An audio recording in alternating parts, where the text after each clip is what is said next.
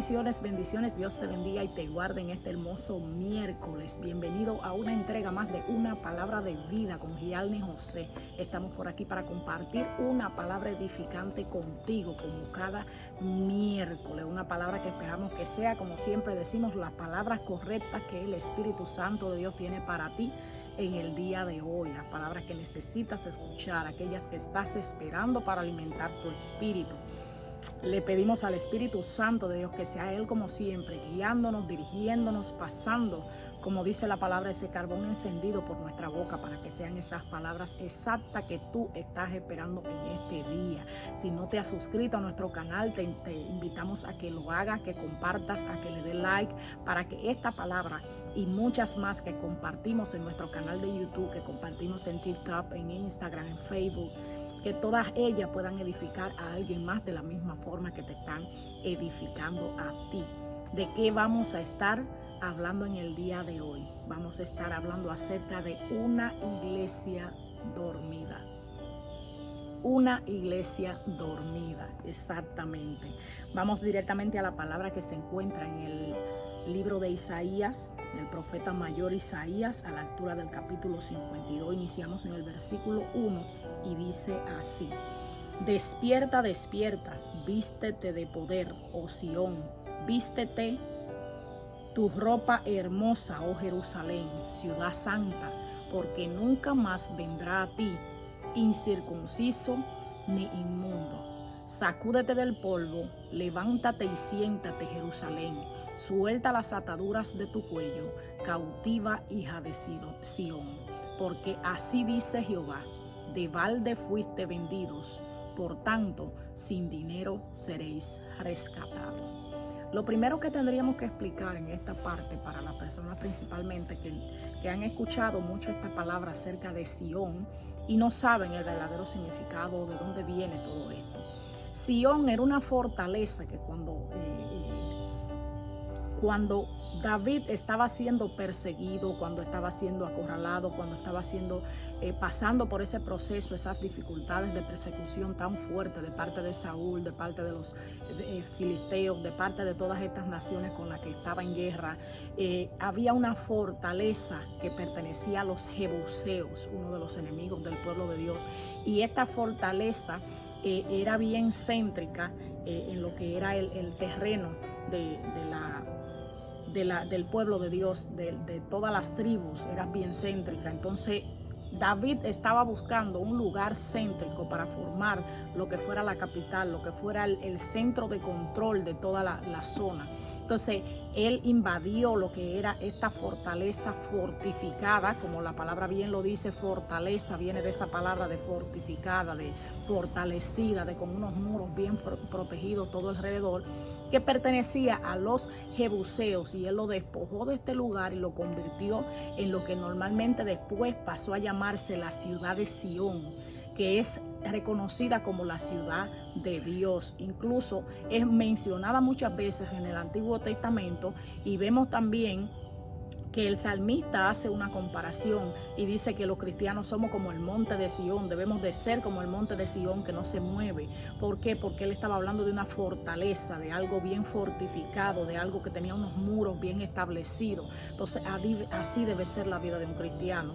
También vemos en el Nuevo Testamento cómo escuchamos a Pedro hacer una comparación y decir que Jesucristo es la piedra angular de la construcción de la fortaleza de Sión. O sea que Jesucristo es la piedra angular de todo, del pueblo. Sión es conocido como el pueblo de Dios, y muchas veces se hace representación en estos tiempos a la ciudad de Sión como Jerusalén, ciudad de Jerusalén, ciudad de Dios. Pero si vamos a estos tiempos actuales, la ciudad de Dios, la fortaleza de Dios, el pueblo de Dios en este momento sería representado por la iglesia. Vemos aquí que le dice el profeta, porque aquí está hablando de la liberación del cautiverio de Sión, está hablando de un tiempo de cautiverio donde vendría la liberación, pero le dice: despierta, despierta. No se le dice a nadie que despierte si no es porque está dormido. Y siempre vemos en la Biblia que cuando se repite algo es para ponerle un énfasis y una importancia mayor. No es una sola vez despierta, sino dos veces. Despierta, despierta. es esta ciudad que está dormida, y así estamos en estos tiempos con la situación de la iglesia. Estamos viviendo unos tiempos donde la iglesia está literalmente dormida. La iglesia de Dios está en un letargo espiritual. La iglesia de Dios está en una pasividad total. Estamos viendo los tiempos en que está la iglesia sumida en una pasividad, en una tranquilidad. Estamos en guerra y la iglesia está dormida. Estamos en guerra con la tiniebla y la guerra está en su más alto nivel. Estamos viendo los ataques más grandes de los últimos tiempos para los ministros, para los hijos de Dios, para el pueblo de Dios literalmente. Estamos viendo cómo se han activado tantos niveles de maldad alrededor del mundo, y la iglesia está literalmente dormida. La iglesia está en letargo. La iglesia está como aquellas vírgenes de que hablan en los evangelios, que habla la parábola de las 10 vírgenes, 5 insensatas y 5 prudentes. La iglesia está como aquellas 5 insensatas que estaban esperando al amado, pero no estaban listas para que el amado llegara. Entonces así estamos como iglesia en estos tiempos. Queremos decir, Jesucristo ven. El otro día escuchaba a alguien decir que, no recuerdo dónde, en las redes sociales, que escuchaba a alguien decir esta hermosa alabanza, esta hermosa adoración que tiene Averly Morillo, nuestra hermosa niña dominicana, salmista, cantante, una voz hermosa, usada de manera sobrenatural por nuestro Dios. Que Dios el Todopoderoso bendiga su vida. Y Averly Morillo ha pegado mucho esta canción, Mesías ven. Entonces yo escuchaba a esta persona decir, ¿verdaderamente la iglesia está preparada para que el Mesías venga? ¿Verdaderamente van a ver con regocijo van a estar cuando nuestro Mesías venga? Entonces somos muy buenos para decir dentro de la iglesia, estamos listos, ven Jesús, estamos listos para tu segunda venida, estamos listos para el rapto, estamos listos para tantas cosas, pero solamente lo decimos de la boca para afuera, porque aquí mismo, como dice aquí, despierta, despierta, estamos dormidos. Pero no solamente estamos dormidos como iglesia, sino como estas 5 vírgenes que están dormidas, pero son insensatas porque no tienen el aceite preparado, no tienen sus lámparas encendidas. ¿Qué representan las lámparas? Representan el fuego, representan la presencia, representan el Espíritu Santo de Dios, representan la constante búsqueda que debemos tener. Entonces, aquí vemos que dice, despierta, despierta, vístete de poder, vístete de poder. Esto puede tener mucho significado, porque a una persona que le digan vístete es porque está desnudo. Y sabemos que la vestidura, nuestro Señor en Apocalipsis nos habla de que Él va a regresar por un pueblo que tenga una vestidura sin mancha y sin arruga. Entonces aquí vemos que la mandan a vestirse, y es como decía al principio, si tú mandas a alguien que despierte es porque está dormido. Si tú mandas a alguien que se vista es porque está desnudo. Sabemos que desde el Antiguo Testamento la vestidura representa la santidad. La vestidura representa, vemos como en el Antiguo Testamento, en el Éxodo, cuando se hizo todo esto de parte de nuestro Dios, de la construcción del tabernáculo, de toda la dirección que le dio a Moisés, de toda la dirección que le dio para instituir al primer sacerdote que fue Aarón. Vemos como Él le dio todas estas instrucciones para que se hiciera una vestidura especial para ellos, para que se hiciera una vestidura santa, para que se hiciera un efod, para que se hiciera todas las cosas que le hicieron como vestidura, el color, la forma que tenía que tener, todo. Nuestro Dios se encargó de todo. Y algo que vemos también que le puso a los sacerdotes, que le puso una diadema en su frente que decía santidad a Jehová. La vestimenta significa la santidad, representa la santidad. Estamos en una situación donde es grave la situación que está pasando la iglesia en estos tiempos que estamos viviendo. La iglesia de manera general es condenado, es señalado, es criticado hablar la iglesia que hablan de santidad. No se puede hablar de santidad porque estás juzgando. No se puede hablar de santidad porque te crees más santo que nadie. No se puede hablar de santidad porque la gente se ofende y se va. Entonces, no. Santidad a Jehová. Y la palabra lo dice bien claro. Sin santidad nadie verá a Jehová. La santidad, aquí cuando habla vístete de poder, está hablando de vestirse, de ponerse la vestidura nueva. Cuando hablamos de poder, vístete de poder. Nosotros tenemos un poder que fue delegado en la cruz del Calvario, pero si nosotros no tenemos la vestidura correcta, no nos podemos vestir de ese poder. Por mucho que nosotros queramos representar el reino de Dios y su justicia en la tierra, debemos caminar en santidad, debemos caminar por los preceptos bíblicos, debemos caminar por los mandamientos, debemos caminar por la palabra para poder ejercer, tomar posesión de ese poder de que habla aquí, de que se vista de poder. Entonces después dice, vuelve otra vez y dice: oh Sión, vístete tu ropa hermosa, oh Jerusalén. La manda vestirse otra vez. ¿A quién no se manda vestir si no es porque esté desnudo? Vuelvo y repito lo mismo. Entonces dice: ciudad santa, porque nunca más vendrá a ti incircunciso ni inmundo. Acuérdense que estaba hablando de que sería liberada del cautiverio. Entonces, hablando aquí, dice que nunca vendrá a ella el incircunciso ni el inmundo, que nunca sería llevada como cautiverio otra vez. Entonces, si vamos al versículo 2, le dice: sacúdete del polvo, levántate, sacúdete. Si la manda a sacudirse, es porque está sucia, es porque está llena de polvo, es porque está en el piso. Le dice: sacúdete del polvo.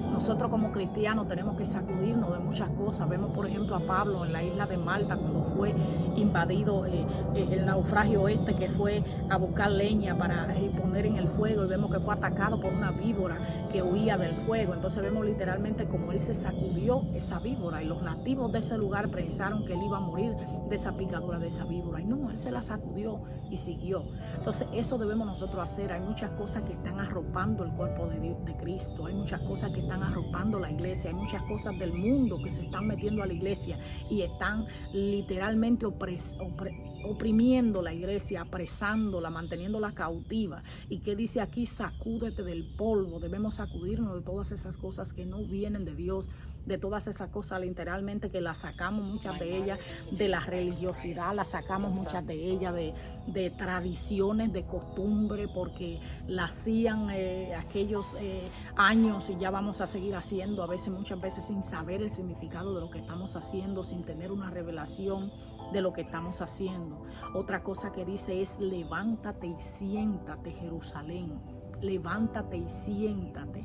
Nuestro Dios, la palabra dice bien claro que nosotros estamos sentados en lugares celestiales juntamente con Cristo Jesús. Pero ¿cómo está la iglesia? Tirada en el piso. Entonces el Señor te está diciendo en este momento, como persona, como ministro del Señor, como una persona con ministerio, como alguien que el Señor ha levantado: levántate y siéntate, levántate y resplandece, como dice la palabra, levántate y cumple con tu ministerio, levántate como Pablo le dijo a Timoteo, cumple con tu ministerio de evangelista, cumple con lo que el Señor te dijo que ha dicho, levántate, resplandece, levántate y siéntate en tronos celestiales, como Cristo Jesús te mandó a que te sentaras juntamente con Él. La iglesia está tirada en el piso. La iglesia está muchas veces esperando, va a sonar fuerte lo que voy a decir, pero hay mucha gente en la iglesia que está esperando que alguien venga a sodarle la mano, esperando que alguien venga a pasarte la mano y levantarse. Hay muchas veces que tú vas a tener que levantarte solo, porque no vas a encontrar a nadie quien te dé la mano, sino por el contrario, que te ponga un pie y te aplasta en el piso para que te acabes de morir. Es fuerte que lo diga de esa manera, pero es así, porque nos quedamos muchas veces esperando que alguien nos levante, esperando que alguien nos dé ánimo, esperando que alguien no sé ni cómo decirlo, como dicen en el mundo, nos dé esa charla motivacional para poder levantarnos. No, mira, la charla motivacional que necesitamos está aquí. Esta es la charla cada día que necesitamos. La charla que tenemos con la charla que tenemos con el Espíritu Santo de Dios, para que nos levante, para que nos sustente, para que nos dé la fortaleza. El otro día le mandaba a alguien y a mi familia, le mandaba un meme que encontré en las redes sociales acerca de un pollo que se miraba en el espejo, y en la parte del letrero decía: muchas veces tienes que pararte en el espejo, mirarte y decirte a ti mismo: yo no nací para caldo. Decía el pollo, para caldo, como quiere decir como para sopa.